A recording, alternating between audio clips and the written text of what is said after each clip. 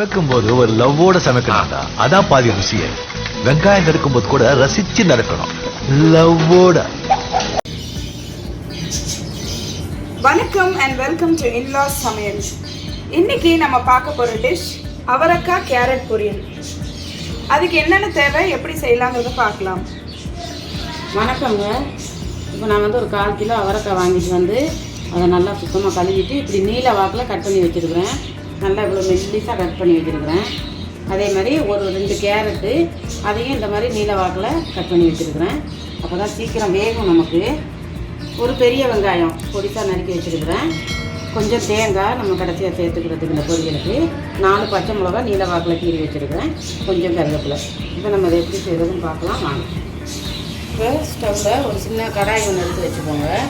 கடாய் இல்லைன்னா ஒரு சின்ன இந்த மாதிரி ஒரு சின்ன சட்டி கூட போதும். இந்த கரண்டியில் ஒரு 4 கரண்டி எண்ணெய் சேர்த்துக்கலாம்.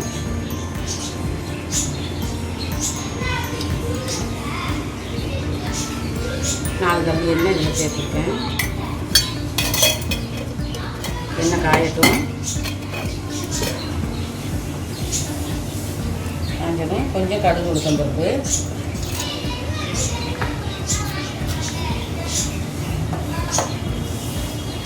கடுகு உளுத்தம் பருப்பு சேர்த்து இந்த கருவேப்பிலை சேர்த்துப்போம். அதே இந்த பச்சை மிளகாயும் சேர்த்துப்போம். சேர்த்து லைட்டாக கிண்டி வச்சுட்டு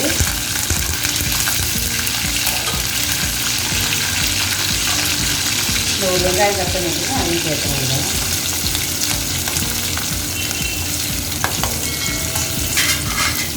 சேர்த்து ரெண்டையுமே நல்லா வதக்கிடுவோம். பீன்ஸ் கேரட் பொரியல் பண்ணியிருப்பாங்க. வெறும் கேரட் பொரியல், வெறும் பீன்ஸ் பொரியல். நான் அவரைக்காய் கேரட் பொரியல் பண்ணுறது ரொம்ப நல்லா இருக்காது.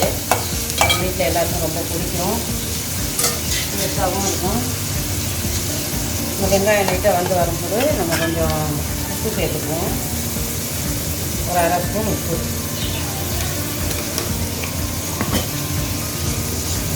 அதையும் சேர்த்து நல்லா கிண்டி விட்டுருவோம். இந்த அவரைக்காய் பொரியல் அவரைக்காய் பொரியல் சாதத்தில் பண்ணி சாப்பிட்டாலே நல்லாயிருக்கும். நல்ல மருமகள் அம்மா எனக்கு என்ன சொல்லுவாங்க. இந்த வெங்காயம் நல்லா கோல்டன் ப்ரௌன் ஆகணுமா? அதுக்கப்புறம் தான் போடணுமா? ரொம்பவும் இல்லை, ஓரளவு. இப்போ எல்லா டைப் ஆஃப் பொரியலும் இப்படி தானே செய்வாங்க. ஆமாம். ஆனால் இதில் இன்னொன்று செய்யலாம். அவரைக்காய் கேரட்டில் ஒரு முட்டை உடைச்சி ஊற்றி ஊற்றினாலும் அதுவும் நல்லாயிருக்கும். ஒரு முட்டை ஒன்று உடைச்சி ஊற்றிட்டு ஒரு வெறும் அவரைக்காவை நான் இன்றைக்கி கேரட்டும் சேர்த்துருக்கேன்னா டிஃப்ரெண்ட்டாக இருக்குமே, நல்லாயிருக்கும் பார்க்குறதுக்கு கலர்ஃபுல்லாக. இப்போ நம்ம இந்த அளவுக்கு வதக்கிட்டால் போதும். இப்போ இந்த அவரைக்காய் கேரட்டையும் சேர்த்துக்குவோம்.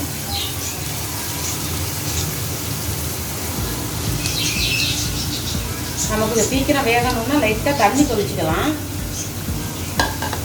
நமக்கு டக்குன்னு வெந்து வரணும் அப்படிங்கிற மாதிரி இருந்தால் கொஞ்சம் தண்ணி தொளிச்சிட்டோம்னா சீக்கிரம் வெந்துடும். இதை போட்டுட்டு நல்லா கிண்டி விட்டுருவோம். நான் கொஞ்சம் பாருங்கள் நல்லா கிண்டி விட்டாச்சுங்க. இதெல்லாம் நல்லா எண்ணெயில் கறந்து வந்துருக்கு. இதில் கொஞ்சமாக நம்ம தண்ணி சேர்த்துக்கலாம். தண்ணி சேர்த்தோம்னா கொஞ்சம் சீக்கிரம் வேகும். அதுக்காக தான் கொஞ்சமாக தண்ணி சேர்த்துக்கிறேன். இந்த சின்ன கப்பில் ஒரு 1/2 கப்பு தண்ணி இது தெளித்து விட்டுறணும். தெளித்து விட்டிங்கன்னா சீக்கிரமாக வெந்துடும். இன்னும் சவுண்டு அப்படியே ஆஃப் ஆகிடும். ஆமாம், தண்ணி தெளிச்சிட்டோம்னா ஆஃப் ஆகிடும். அப்படியே ஒரு மூடி போட்டு மூடி வச்சுருவோம். எவ்வளோ நேரத்துக்கு? ஒரு 10 நிமிஷம். ஸ்டவ்வை தூக்கி வைக்கக்கூடாது, தூக்கி தான் வச்சுருக்குறேன். ஏன்னா பக்கத்துலேயே நிற்கிறோம்ல, நம்ம அடிக்கடி வேறு வேலை பார்க்குற மாதிரி இருந்தால் ஸ்டவ்வை கம்மி பண்ணிடணும். ஓகே. அவரைக்கெல்லாம் போட்டு லேட்டாக தண்ணி ஊற்றி வேக வச்சிடணும். இப்போ பாருங்கள் எப்படி இருக்குன்னு பார்க்குறதுக்கு நல்லா வெந்துருச்சு அவரைக்காய் கேரட்லாம். இதில் நம்ம கொஞ்சம் மஞ்சள் தூள், ஒரு 1/4 ஸ்பூன் மஞ்சள் தூள் சேர்த்துக்கணும். இதில் ஒரு 1/4 ஸ்பூன் சீரகத்தூள், 1/4 ஸ்பூன் மிளகுத்தூள். இதெல்லாம் போட்டு நீங்கள் பொரியல் பண்ணிங்கன்னா ரொம்ப டேஸ்ட்டாக இருக்கும். வெறும் சாதத்தில் பரட்டி சாப்பிட்றதுக்கும் நல்லாயிருக்கும். போட்டு நல்லா கிண்டி விட்டுருங்க. அந்த தண்ணி தொளிச்சதுனால தான் இவ்வளோ சீக்கிரமாக வெந்துட்டு.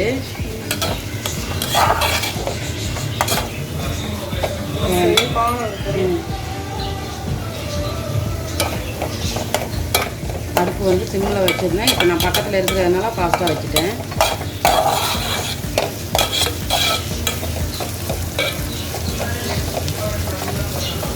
இதை வந்து தேங்காய் பூ சேர்த்துக்கிறேன். கொஞ்சம் தேங்காய் பூ சேர்த்துக்கிறேன்.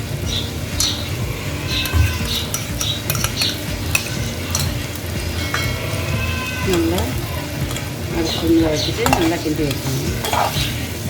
இது தேங்காய் போடாமல் வெறும் மிளகுத்தூள், ஜீரகத்தூள், கொஞ்சம் மிளகாத்தூள், மஞ்சள் இவ்வளவும் போட்டு செஞ்சாலும் நல்லாயிருக்கும்.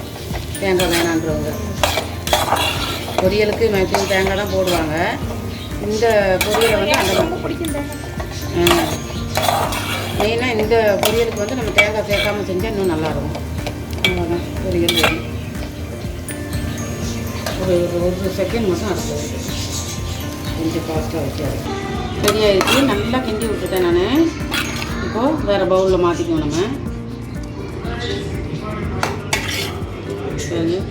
சூப்பராக இருக்குது அவரைக்காய் பொரியல். அதுலேயே அந்த மிளகு வாசனை, இந்த ஜீரகத்தூள் வாசனை செம்மையாக இருக்குது. எல்லாம் சாம்பார், காரக்குழம்பு எல்லா டிஷ்ஷுமே நீங்கள் சூப்பரான ஒரு சைட் டிஷ். ஆமாம், நீங்கள் சொல்கிற மாதிரி சாம்பார், ரசம், சாதம் இதுக்கு வந்து நம்ம தொட்டுக்கிறதுக்கு நல்லாயிருக்கும். வெறும் சாதத்தில் பயணம் சாப்பிட்டா கூட அவ்வளோ நல்லாயிருக்கும். ஓகே, ஸோ நல்ல சுவையான ஒரு கேரட் அவரைக்காய் பொரியல் எப்படி செய்யுதுன்னு பார்த்தீங்க. நல்லா குயிக்கான ஒரு டிஷ்ஷாக இருந்துச்சு. டக்குன்னு 5 நிமிஷம் தான். நீங்களும் இதை கண்டிப்பாக ட்ரை பண்ணி பாருங்கள்.